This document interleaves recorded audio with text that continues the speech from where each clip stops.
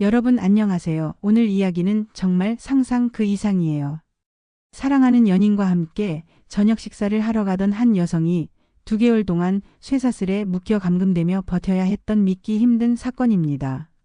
그리고 그 뒤에는 누구도 예상치 못했던 연쇄살인마의 충격적인 고백이 기다리고 있었죠. 끝까지 함께 해주세요. 오늘 다룰 사건은 정말 제 말을 잃게 만들었어요. 너무나 분노가 치밀어 오르는 사건이었고 처음 조사한 순간부터 머릿속에서 떠나질 않았습니다. 꽤 알려진 사건이라고 하는데 처음 접했고 그때부터 완전히 빠져들어 조사했어요. 바로 본론으로 들어갈게요.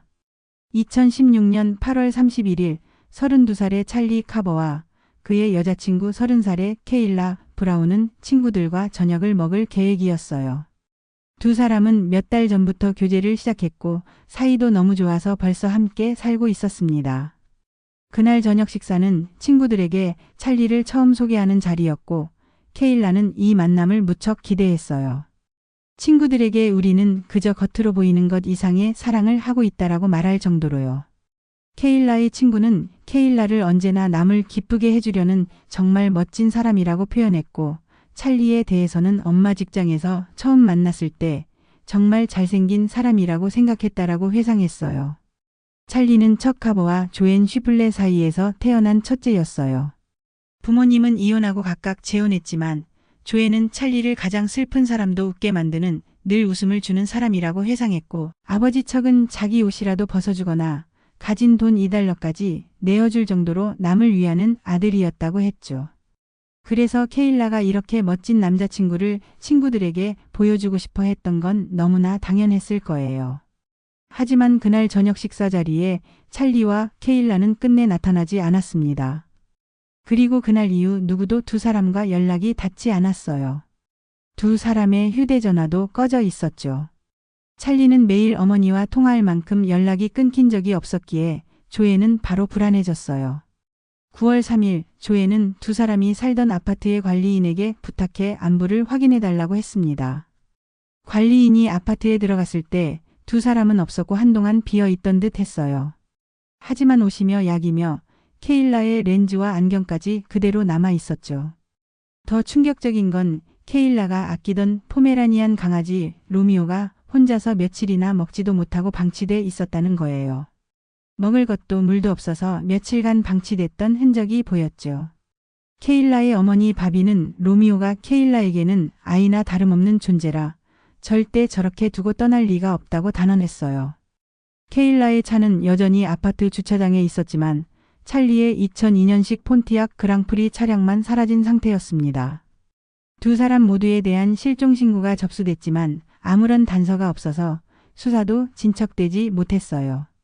케일라의 친구 한 명은 8월 29일 두 사람과 함께 저녁을 먹은 것이 마지막이었다고 기억했어요.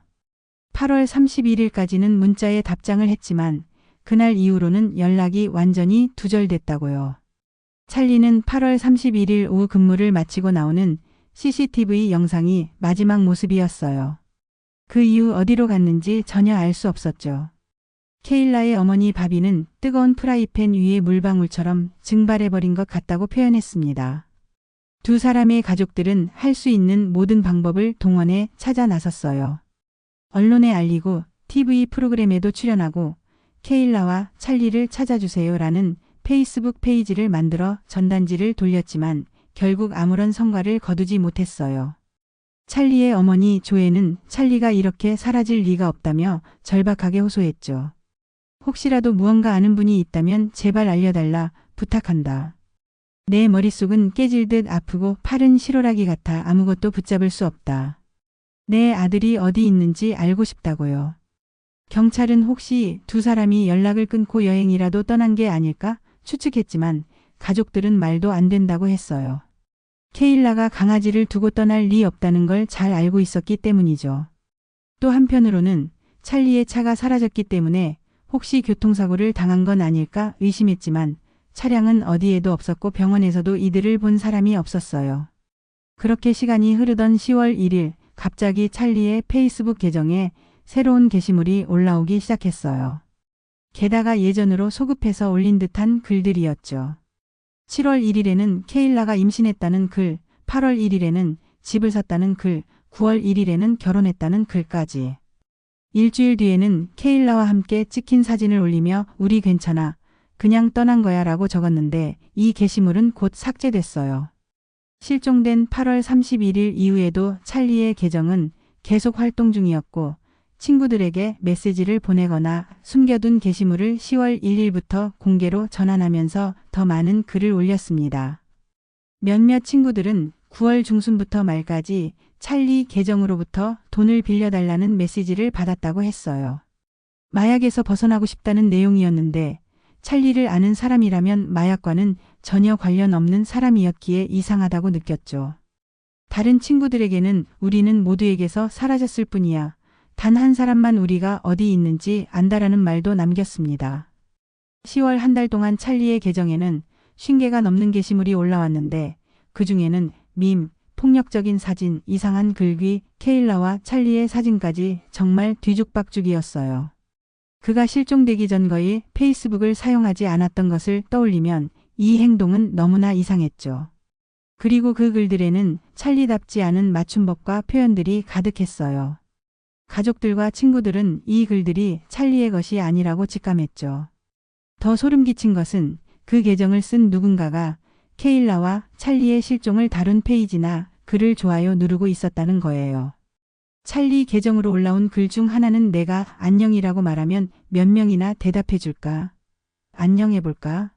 라는 내용이었고 또 어떤 글에는 남의 일에 참견하지 못해 안달난 사람들을 위한 리본 색깔은 뭘까? 라며 비꼬기도 했어요.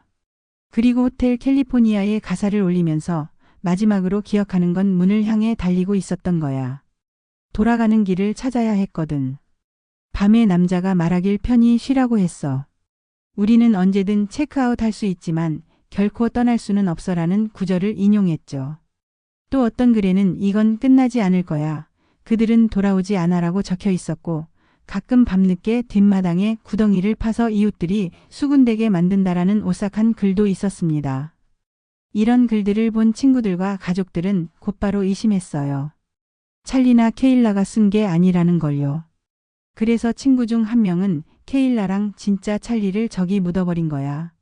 라고 댓글을 달았고 또 다른 친구도 내가 정말로 이 계정을 쓰고 있다면 두 사람에게 무슨 짓을 한 거냐. 라고 따졌죠. 심지어 찰리 계정으로 그 댓글에 대답하기도 했어요. 케일라의 친구가 케일라는 어디 있니? 라고 묻자 찰리 계정은 케일라는 그녀의 남편과 함께 있어라고 답했고 친구가 왜 우리랑 연락을 못하게 하니? 라고 묻자 그녀는 원하지 않아라고 했죠. 친구가 말도 안 돼. 내가 아는 케일라는 그렇지 않아라고 하자 우리가 괜찮다는 걸 알아야 할 사람들은 이미 알고 있어라고 답변했어요. 찰리의 친구들은 곧 이 계정에 나타난 맞춤법 오류가 찰리의 별거 중인 아내 니콜의 페이스북 글과 똑같다는 걸 눈치챘어요. 니콜은 더즈를 도스라고 알을 알이라고 쓰곤 했는데 똑같은 오타가 찰리 계정의 새 게시물에서도 보였죠. 찰리 계정은 심지어 니콜의 페이지에 좋아요를 누르고 있었고 실종 후 몇 주가 지나서도 그랬어요. 이상한 점은 이런 게시물이 케일라의 계정에는 전혀 없었다는 거예요. 케일라는 실종 전 페이스북을 자주 썼지만 이후로는 완전히 침묵했죠. 찰리와 니콜은 결혼한 지 23년 되었고 실종 당시 이혼 절차 중이었는데 관계가 그다지 좋지 않았다고 해요. 경찰은 9월 11일 니콜을 처음 조사했는데 니콜은 찰리와 케일라가 플로리다에 간다고 연락해 왔었다고 진술했어요. 그러나 일주일 뒤 9월 19일 두 번째 조사 때는 지난 24시간 이내에도 연락받았다고 말했죠. 경찰은 의심스러워져서 9월 20일에는 그녀의 휴대폰 압수수색 영장을 9월 23일에는 페이스북 계정 영장을 발부해 조사했고 9월 30일에 그 자료를 확보했어요. 그러던 중 10월 11일 니콜이 체포됐는데 경찰관을 사칭한 혐의였어요. 10월 8일 AT&T에 전화를 걸어 찰리의 휴대폰 위치를 추적해달라고 했는데 경찰관이라면서 거짓으로 신분을 밝힌 것이었죠. 하지만 경찰관의 배지 번호를 제대로 대지 못해 AT&T가 실제 경찰에 확인 전화를 했고 경찰이 그런 경찰관 없다고 하면서 발각돼 체포된 거예요. 니콜이 경찰을 헷갈리게 한 거죠. 하지만 나중에 확인된 휴대폰 기록과 페이스북 기록을 보면 그녀는 실종 이후 찰리나 케일라에게 연락을 받은 적이 없었고 본인도 결국 거짓말이었다고 인정했어요. 경찰은 이런 거짓 진술 때문에 한참 동안 허비한 수사 시간에 분통을 터뜨렸죠. 도대체 무슨 이유로 실종 사건 수사를 방해했는지 이해조차 되지 않는 황당한 행동이었어요. 그러던 10월 14일 경찰은 찰리와 케일라의 휴대폰과 페이스북 기록을 모두 확보하고 분석을 시작했습니다. 거의 같은 시기 수사팀은 케일라가 스파턴버그에 있는 100에이커 규모의 농지에 묻혀 있다는 제보를 받게 됐어요. 그리고 찰리와 케일라의 휴대폰 기록을 분석하던 중 마지막으로 신호가 잡힌 곳이 우드로프라는 지역이라는 걸 알게 됐죠. 그 지역은 그들이 살던 앤더슨에서 약 80km 정도 떨어진 곳이었어요. 휴대폰은 8월 31일부터 9월 2일까지 이 지역에서 사용되다가 이후 완전히 꺼진 상태였어요. 그 휴대폰 신호가 잡혔던 기지국 근처에는 95에이커 규모의 시골 농장이 있었는데 제보에서 말한 100에이커 농지와도 매우 흡사했어요. 경찰이 찰리와 케일라의 메시지를 살펴보니 케일라가 토드 코랩이라는 남자에게 일을 제안받았다고 언급한 대화를 발견합니다. 케일라는 찰리에게 토드라는 사람이 우리한테 일거리를 준다고 해서 그 집에 들르기로 했다고 했던 거죠. 토드 코랩의 이름을 조사한 결과 바로 그 95에이커 농지의 소유주였다는 사실이 밝혀졌어요. 이에 경찰은 스파턴버그 보안관 사무소와 협력해 본격적으로 움직이게 됩니다. 헬리콥터를 띄워서 이 농장을 살펴봤는데 나무가 너무 빽빽해서 안이 잘 보이지 않았어요. 몇 채의 건물만 보였고 전기도 들어오지 않는 곳이었으며 태양광 패널이 설치돼 있었고 큰 철조망과 무단침 입시 법적으로 처벌이라는 경고문까지 붙어 있었어요. 11월 3일 경찰은 수색영장을 발부받아 본격적으로 농장 수색에 들어갑니다. 2개 팀으로 나누어 한 팀은 토드 코랩의 집을, 다른 한 팀은 문제의 농지를 동시에 조사했어요. 긴 비포장도로를 지나 농장 깊숙이 들어가자 2층짜리 차고 건물이 있었어요. 내부를 조사해보니 거기에는 임시 거실처럼 꾸며진 공간과 벽에 걸린 무거운 자물쇠와 쇠사슬, 자물통이 여러 개 발견됐습니다. 그리고 쓰레기통에서는 케일라의 머리색과 같은 젓갈색 머리카락이 발견됐어요. 또한 바깥 계곡 근처 흙과 갈색 페인트로 얼룩져덮여 있던 찰리의 폰티악 차량도 찾아냈습니다. 누군가 숨기려 했던 흔적이었죠. 이로써 두 사람이 분명 이 농지에 있었다는 결정적인 증거가 나온 겁니다. 경찰은 계속 수색을 이어가다가 커다란 녹색의 해상 운송용 컨테이너 콘 X박스를 발견했어요. 무려 5개의 강력한 자물쇠로 잠겨 있었죠. 경찰이 대형 망치로 자물쇠를 부수는 동안 안에서 필사적으로 두드리는 소리와 절박한 비명이 들렸습니다. 경찰은 멈춰서 안쪽에 있는 사람과 대화를 시도했고 케일라가 안에서 저 여기 있어요. 라고 소리쳤어요. 구조팀은 곧 꺼내줄게요. 라고 답했고 전기톱을 사용해 자물쇠를 잘라내느라 15분 이상 걸렸습니다. 그 시간이 케일라에게는 아득하게 느껴졌을 거예요. 결국 문을 열고 안으로 들어갔을 때 어둡고 물건이 가득한 창고처럼 보였고 맨 뒤쪽에 강아지용 침대 위에 앉아 묵은 벽에 팔과 발목은 쇠사슬에 묶인 케일라가 있었습니다. 무려 2개월 동안 그곳에 갇혀있던 케일라는 상상할 수도 없는 끔찍한 일을 겪었지만 놀랍게도 침착했고 경찰에게 상황을 또렷하게 설명할 수 있었어요. 구조 당시 경찰이 물었어요. 찰리는 어디 있니? 케일라는 이렇게 답했습니다. 그 사람이 찰리를 총으로 3번 쏘고 파란색 방수포에 싸서 트랙터 삽에 넣어 어디론가 묻었어요. 그리고 저를 여기 가둬두었어요. 다시는 본 적 없어요. 케일라는 그 남자가 자신에게 개들이 시체를 찾지 못하게 빨간 고춧가루를 뿌려뒀다고 했다고 전했어요. 경찰은 케일라를 구조하면서 그 자리에서 바로 병원으로 이송했고 케일라는 가는 도중에도 계속해서 경찰에게 상황을 진술했어요. 처음 2주 동안은 차고 건물에 뭉여 있었고 하루 2차례 그가 와서 본인에게 성적 학대를 가했고 다시 이 컨테이너에 가두었다는 이야기를 했습니다. 케일라는 매일 오후 1시에서 3시 사이, 그리고 저녁 5시에서 7시 사이에 토드 콜랩이 자신을 꺼내 데리고 가서는 성적 학대를 하고 다시 컨테이너에 가두었다고 말했어요. 케일라는 그가 나를 강제로 범하지는 않았다고 했지만 내가 쓸모가 없으면 죽여버리겠다고 협박했다고 설명했어요. 심지어 케일라를 찰리의 시신이 묻힌 곳으로 데려가 보여주면서 그 옆에 비어있는 얕은 무덤을 가리키며 말을 듣지 않으면 내가 여기 들어가게 될 거다라고 위협했다고 했습니다. 토드는 자신을 연쇄살인범이라고 자랑하며 목표는 3자리 수의 시체를 만드는 것이었지만 아직 2자리 수밖에 못 채웠다고 말했다는 사실도 충격적이었어요. 심지어 케일라에게 자신이 다음 희생자로 점찍은 여자 홀리라는 이름을 언급하며 그 여자는 10년간 이어진 관계였고 케일라가 갇혀있던 그 코넥스 박스도 사실 홀리가 구입해준 것이었다고 했습니다. 다만 홀리는 그게 사람을 가두는 용도일 줄은 전혀 몰랐다고 했죠. 홀리는 경찰 조사에서 토드가 나를 소중히 대해준다고 믿었는데 그가 이런 일을 계획했다는 걸 듣고 완전히 할 말을 잃었다고 털어놨어요. 토드는 케일라에게 자신이 과거에 바이크숍에서 있었던 사중 살인사건의 범인이라고까지 자백했어요. 그 사건은 미해결로 남아있었는데 토드는 경찰이나 군과도 연결된 사람이라고 심지어 정부를 위해 살인을 했다고까지 허풍을 떨었어요. 케일라는 살아남기 위해서라도 그가 원하는 대로 맞춰주는 척해야 했다라며 그 상황을 버텼다고 증언했습니다. 케일라는 토드를 2011년쯤 친구의 소개로 처음 알았고 몇 번 청소 일을 해준 적이 있었다고 해요. 찰리와 함께 살게 되면서 돈이 더 필요해졌고 토드에게 연락해 일거리가 있는지 물어본 게 화근이었죠. 토드는 잡초를 치우는 아르바이트가 있다며 8월 31일 그들을 농장으로 불렀고 처음에는 일할 장소를 보여주겠다며 안내하다가 순식간에 총을 꺼내 찰리를 3번 쏘았다고 했습니다. 경찰은 곧바로 농장 안을 수색해 얕은 무덤을 찾아냈고 그 안에서 찰리의 시신을 발견했습니다. 흙과 갈색 페인트로 위장을 한 흔적이 있었어요.